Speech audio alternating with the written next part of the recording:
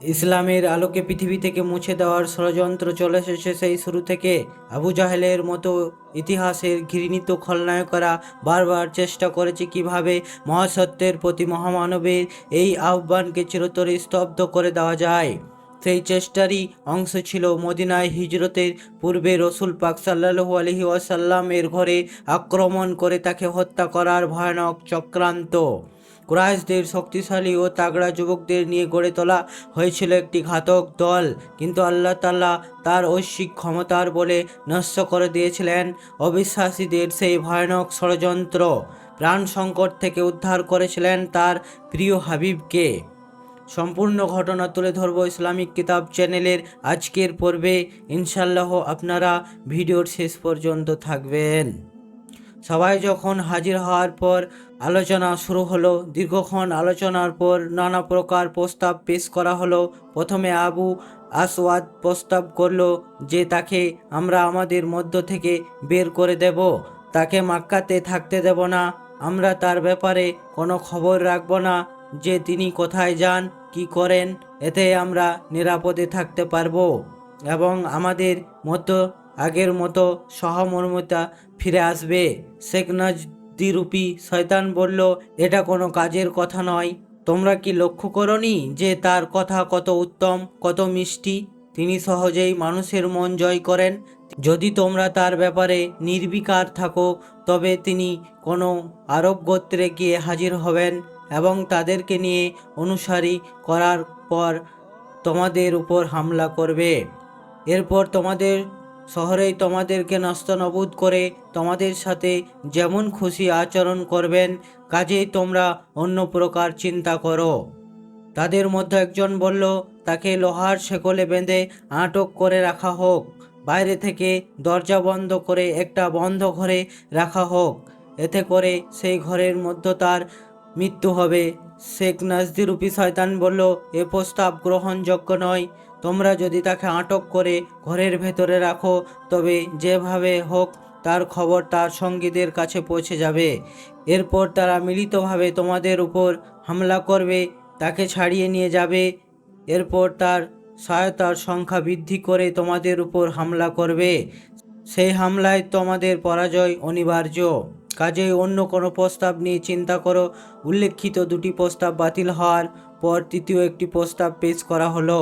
মক্কার সবচেয়ে জঘন্য অপরাধী আবু জাহেল এ প্রস্তাব উত্থাপন করলো। সে বলল, তার সম্পর্কে আমার একটি প্রস্তাব রয়েছে। আমি লক্ষ্য করে দেখলাম এখনো কেউ এই প্রস্তাবের ধারে কাছে পৌঁছায়নি। সবাই বলল, বলো কি প্রস্তাব? আবু জাহেল বলল, প্রত্যেক গোত্র থেকে একজন যুবককে বাছাই করে তাদের হাতে একটি করে ধারালো তলোয়ার দেওয়া হবে। এরপর সশস্ত্র শক্তিশালী যুবকরা একযোগে তাকে হত্যা করবে। এমনভাবে মিলিত হামলা করতে হবে দেখে যেন মনে হয় একজন আঘাত করেছে। এতে করে আমরা ওই লোকটির হাত থেকে রেহাই পাব। এমনইভাবে হত্যা করা হলে তাকে হত্যার দায়িত্ব সকল গোত্রের মধ্যে ছড়িয়ে যাবে। বনু আব্দে মানাফ সকল গোত্রের সাথে তো যুদ্ধ করতে পারবে না, ফলে তার হত্যার ক্ষতিপূরণ গ্রহণ করতে রাজি হবে। আমরা তখন তাকে হত্যার ক্ষতিপূরণ দিয়ে দেব। শেখ নাজদিরূপী শয়তান এই প্রস্তাব সমর্থন করলো। এই প্রস্তাবের উপর ঐকমত্য উপনীত হলো। সবাই এক সংকল্পের সাথে ঘরে ফিরল যে অবিলম্বে এ প্রস্তাব কার্যকর করতে হবে। নাউজুবিল্লাহ। রসুল সাল্লাল্লাহু আলাইহি ওয়াসাল্লামকে হত্যা করার জঘন্য প্রস্তাব পাশ হওয়ার পর হজরত জিবরাইল আলাইহি ওয়াসাল্লাম ওহী নিয়ে প্রিয় নবী সাল্লাল্লাহু আলাইহি ওয়াসাল্লামের কাছে হাজির হন। তিনি নবী সাল্লাল্লাহু আলাইহি ওয়াসাল্লামকে কুরাইশদের ষড়যন্ত্র সম্পর্কে বললেন এবং আরও বললেন যে আল্লাহ তাআলা আপনাকে মক্কা থেকে মদিনায় হিজরত করার অনুমতি দিয়েছেন। হিজরত করার সময় জানিয়ে হজরত জিবরাইল আলাইহি ওয়াসাল্লাম প্রিয় নবী সাল্লাল্লাহু আলাইহি সাল্লামকে বললেন, আপনি আজ রাতে আপনার বাসনা ভবনের বিছানায় শয়ন করবেন না। এ খবর পাওয়ার পর নবী ঠিক দুপুরের সময় হজরত আবু বকর রাদিয়াল্লাহু আনহু এর বাড়িতে গেলেন। তাকে সঙ্গে নিয়ে হিজরতের পরিকল্পনা তৈরি করাই ছিল তার উদ্দেশ্য।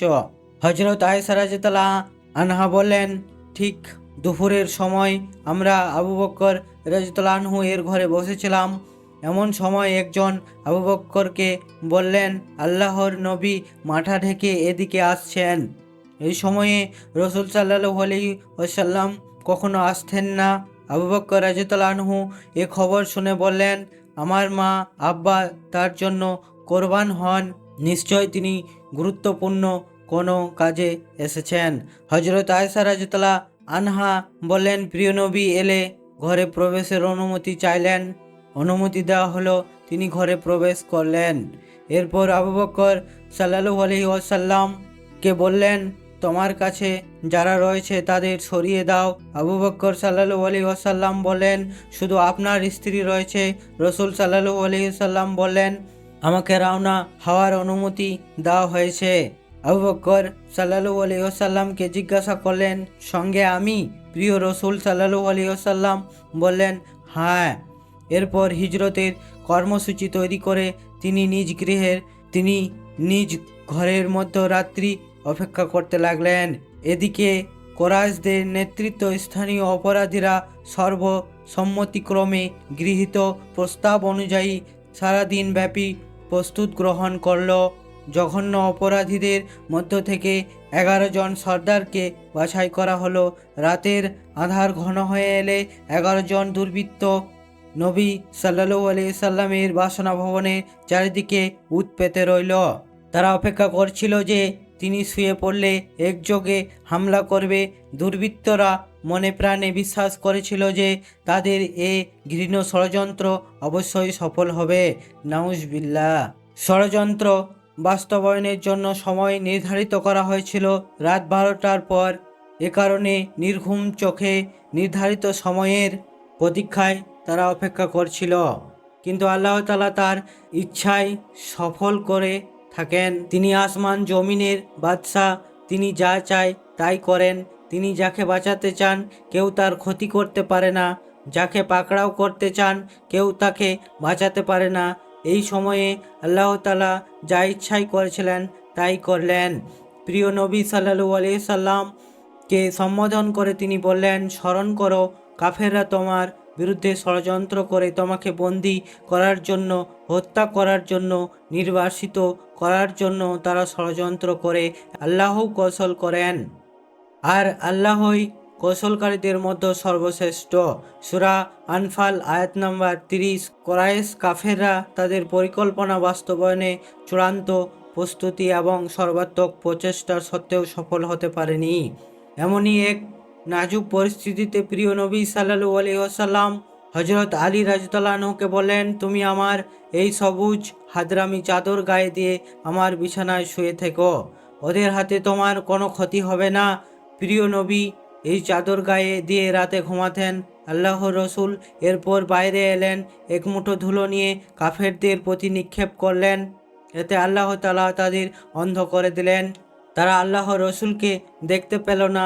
সে সময় রসুল সাল্লাল্লাহু আলাইহি ওয়াসাল্লাম কোরআনের এই আয়াত তেলাওয়াত করেছিলেন, আমি ওদের সামনে প্রাচীর ও পশ্চাতে প্রাচীর স্থাপন করছি এবং ওদেরকে আবৃত করছি, ফলে ওরা দেখতে পায় না। সূরা ইয়াসিনের প্রথম 9টি আয়াত।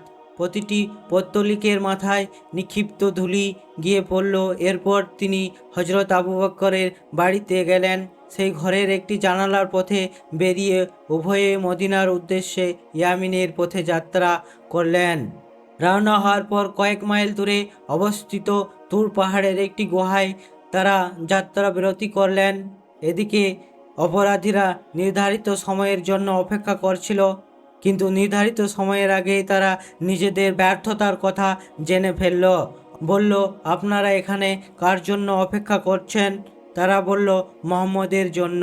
সেই লোক বলল, আপনাদের ইচ্ছা পূরণ হবার নয়, আল্লাহর কসম, মুহাম্মদ আপনাদের মাথায় ধুলি নিক্ষেপ করে আপনাদের সামনে দিয়ে নিজের কাজে চলে গেছেন।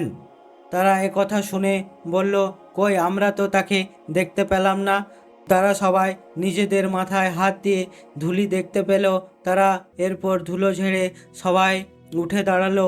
এরপর তারা প্রিয় রসুল সাল্লাল্লাহু আলাইহি সাল্লামের ঘরের ভেতরে উকি দিয়ে দেখল, নবী সাল্লাল্লাহু আলাইহি সাল্লামের বিছানায় কেউ শুয়ে আছেন। ওরা হযরত আলীকে আল্লাহর রসুল মনে করে সকাল পর্যন্ত অপেক্ষা করলো। সকালে হজরত আলী রাদিয়াল্লাহু আনহুকে শয্যা ত্যাগ করতে দেখে দুর্বৃত্তরা চূড়ান্তভাবে হতাশ হয়ে পড়ল।